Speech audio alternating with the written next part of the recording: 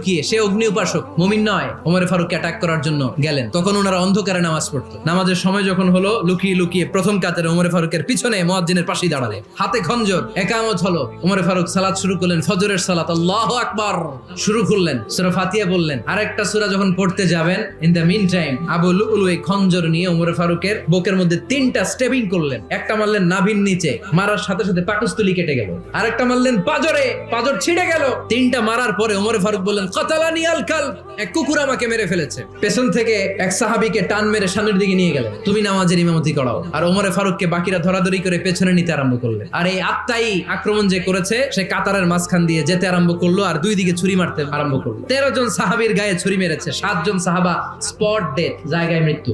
এই ভয়ঙ্কর অবস্থা দেখে এক সাহাবী বুরনুস, এক ধরনের জুব্বা আছে মাথাওয়ালা, অনেকে জ্যাকেট পরছেন না এরকম মাথাওয়ালা, লম্বা জুব্বা আছে, আরবরা শীতে পরে মাথাওয়ালা, এই মাথাওয়ালা জুব্বা বের করে এক সাহাবী জালের